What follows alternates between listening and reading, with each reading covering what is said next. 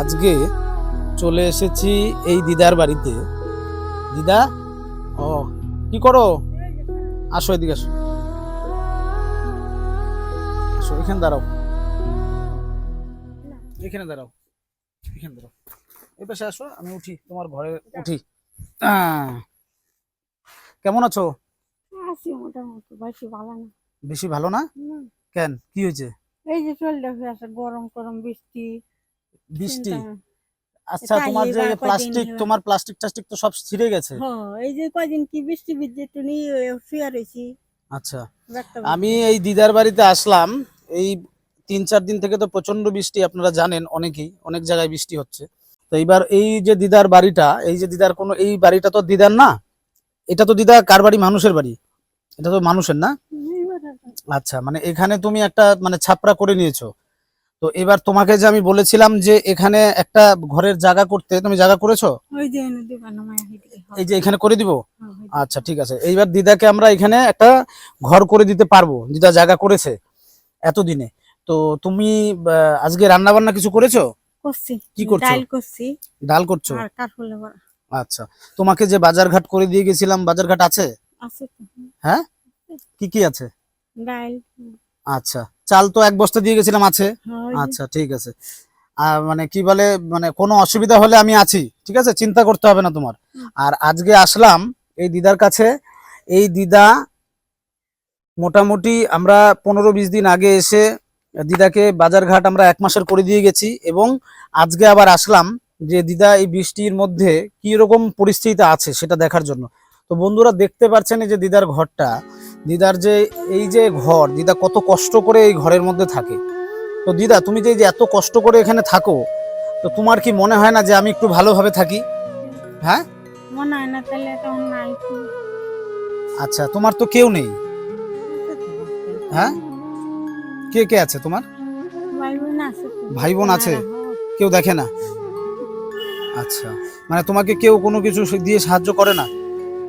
আমার দিকে তাকাও, আমার দিকে তাকাও, কেউ কোনো কিছু দিয়ে সাহায্য করে না? টাকা দিব মানুষের গেলে তো দিবই, মানুষের তো বেশি নাই তো।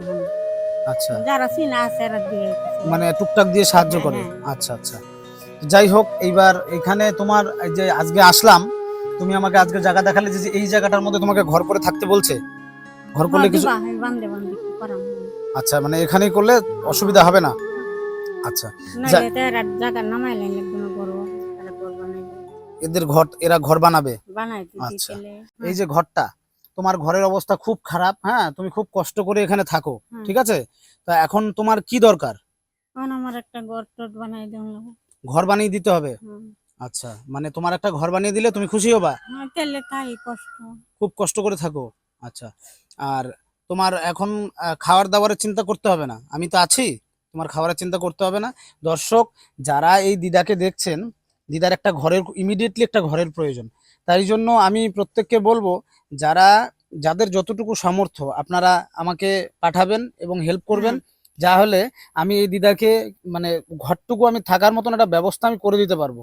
কারণ একার পক্ষে তো সম্ভব না, কারণ আমার তো অনেকগুলো ফ্যামিলি। আমি, আপনারা আমার ভিডিও দেখে বুঝতে পারেন যে আমি কত কিভাবে কাজকর্ম করি, আমি আমার নিজের সামর্থ্য অনুযায়ী কাজকর্ম করি।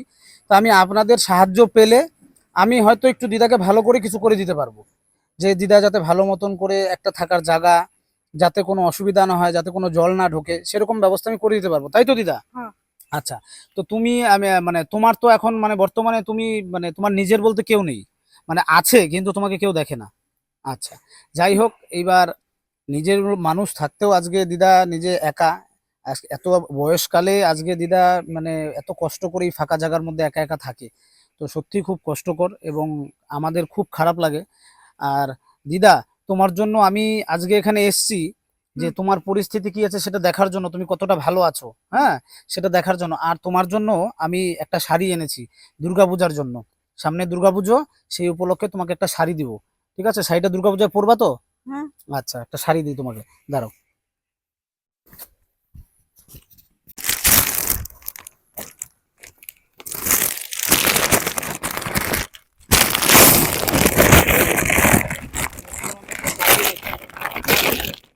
পছন্দ হয়েছে? হ্যাঁ, শাড়িটা পছন্দ হয়েছে? সবাইকে দেখাও তোমার শাড়িটা, দুর্গাপূজার শাড়ি। তাহলে তুমি অষ্টমীর দিন এই শাড়িটা পরবা, হ্যাঁ। পরে ঘুরতে বেরোবা, ঠিক আছে? হ্যাঁ। আচ্ছা, তুমি খুশি হলে তো? হ্যাঁ।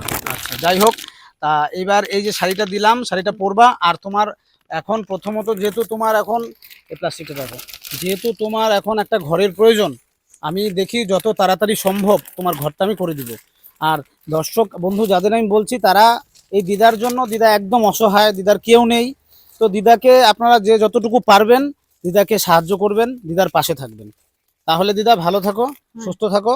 বাজারঘাট তো আছে, এগুলো শেষ হলে আমি আবার দুর্গাপূজার আগে তোমার এখানে আসতে পারি, ঠিক আছে?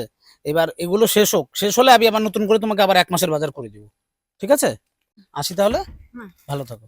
আয় গেলে হ্যাঁ, আসি দিদা, হ্যাঁ গুরু আসি, হ্যাঁ দিদা।